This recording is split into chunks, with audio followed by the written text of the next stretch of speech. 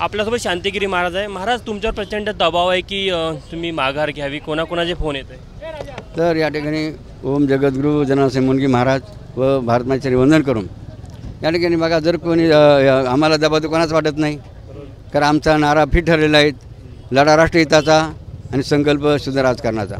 आणि म्हणून आमची ही जी लढाई लोकसभेची निवडणूक आहे किंवा लढाई ही कोणाच्या विरोधामध्ये नाहीत, या लक्षात। दुसरा मुद्दा, आमचं कोणी शत्रू वैरी बा म्हणून आम्ही लढत नाही, आम्हाला कोणाची मतं खायचे बा म्हणून आम्ही निवडणूक लढत नाहीत। आमचा मूळ मुद्दा निश्चित आहेत, लढायचं आणि जिंकायचं।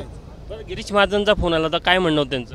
अहो, त्यांनी हाच मुद्दा आम्हाला, आपण जो मुद्दा मानला की माघारीचा मुद्दा मानला, मात्र आम्ही त्यांना स्पष्ट आमच्या भक्तवाऱ्यांनी जो विचार केला आहे, लढायचं आणि जिंकायचं, आता माघार नाही। पंतप्रधानांची भेट घ्यावी ते तुम्हाला समजून सांगेल असं म्हणलं होतं, कोणाचा फोन आला आणि काय भेटीचं नियोजन होतं? तर त्या त्यांचेच कार्यकर्ते जे होते, समजा गिरीश महाराज असतील किंवा इतर जे मंडळी असतील, त्यांनी आमचे जे प्रवक्ते विष्णूजी त्यांना संपर्क केला होता। तुम्ही जाणार होते भेटायला? आम्ही निघालो होतो, मात्र आम्ही फार दूर त्या ठिकाणी प्रचार फेरी चालू होती आणि दूर आम्ही वेळ पोहोचू शकलो नाहीत आणि मग त्यामुळे भेट होऊ शकली नाही।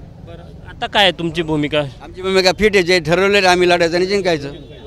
हे होते शांतिगिरी महाराज। कॅमेरामॅन अमोल देशमुखसह तुषार कोहडे, एबीपी माझा, नाशिक। एबीपी माझा, उघडा डोळे बघा नीट।